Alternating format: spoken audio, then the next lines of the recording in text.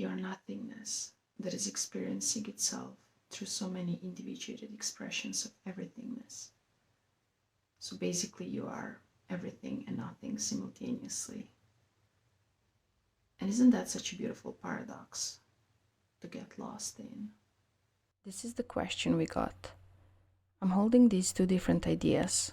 One is more of the law of attraction. We are co-creators of our reality. If we feel it and be it, then it will happen, and we have power and we are everything.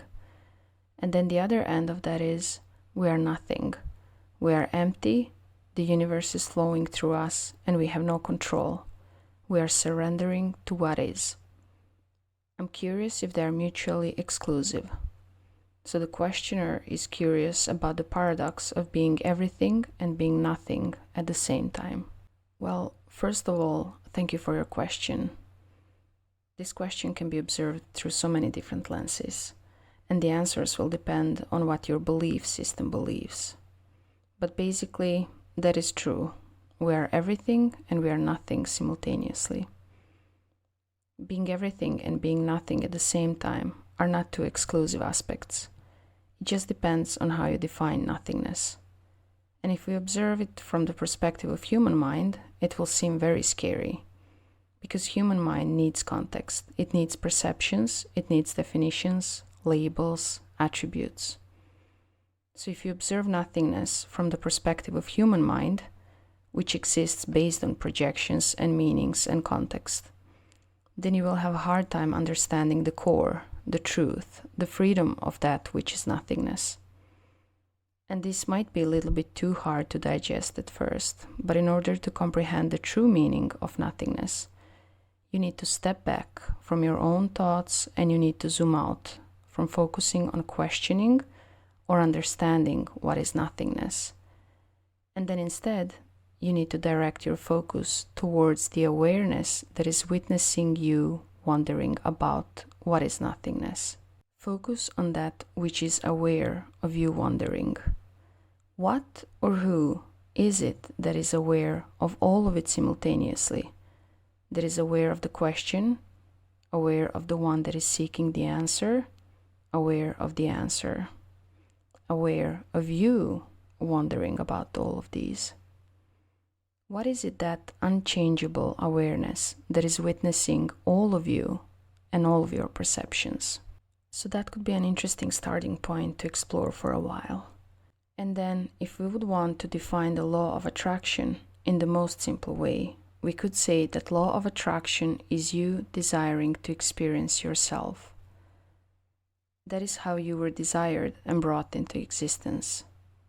But that will also depend on what your belief system believes. When it comes to us, at the perennial heart, we resonate with the perspective that we are all individuated expressions of the one absolute perfection. And while that can sound a little bit complex or complicated, some of you could call it the universe or God or source or holy penguin. It really doesn't matter how you will label it. All of us humans are individuated expressions of that one ultimate truth that we call by so many different names. And our lives are further expansion, prolongation of all that is consciousness. The prolongation of all that is consciousness into specific individualization of consciousness. And that is the reason why we are all so different. And to bring it into a little bit more familiar terms, I just came up with this chocolate chip cookie dough analogy. So if we take that analogy, this could be like if you imagine a very, very big ball of chocolate chip cookie dough. And if that ball and that dough would be the representation of all that is consciousness. And then if you imagine that from that cookie dough, you could make infinitely many differently shaped cookies, right? And every cookie would be the individuated expression of consciousness. Or you could take it even further and you could make muffins from that same dough, or cupcakes. So it would seem like there would be so many different cookies, or let's say desserts, but they are all made from the same dough. They would be different individuated expressions of the one absolute chocolate chip cookie dough. Well, that sounds interesting, but I hope you get what I'm trying to say. And all those different individuated expressions, that is the beauty of human life. We get to express our unique individuated expressions, and we get to keep expanding as much as we want, if we want, and if we realize that we can.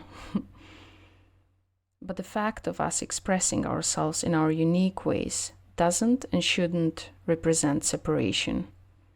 And that is what can make these two beliefs from the question, am I everything and or am I nothing, to seem mutually exclusive or contradictory. The basic sense of existence of the cookie dough originally is to express itself in as many different ways as possible, in as many different cookies or muffins or whatever else as possible. The cookie dough wants to know itself in as many different infinite ways as possible. One of the possibilities to experience itself is individuation, which is to split itself into as infinitely many different individuated cookies as possible. And so you are that individuation, your soul, your expression, your individuation as consciousness. You are the cookie whose sense of I am shares the main and the same frequency of the dough with any other cookie or muffin or even cupcake's sense of I am.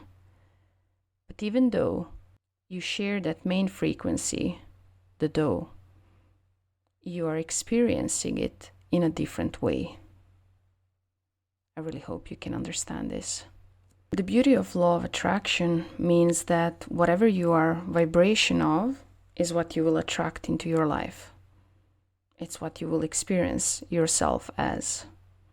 So while you might believe that you are only a cookie, for example, all along you are actually the dough, the observer, the consciousness. The way how the dough will be experienced individually as a cookie or muffin or whatever other shape, it depends on the observer, the consciousness. It depends on you. It depends on your beliefs.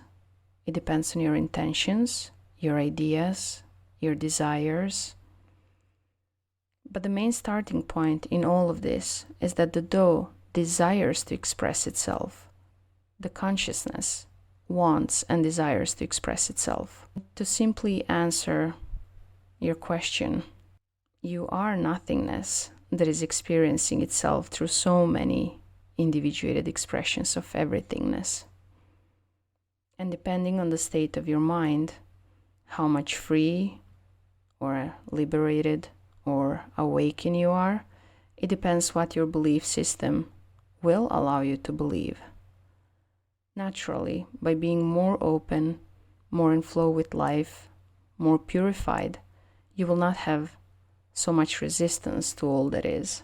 Naturally, by being more open, more in flow with life, more purified, you will not have so much resistance to all that is.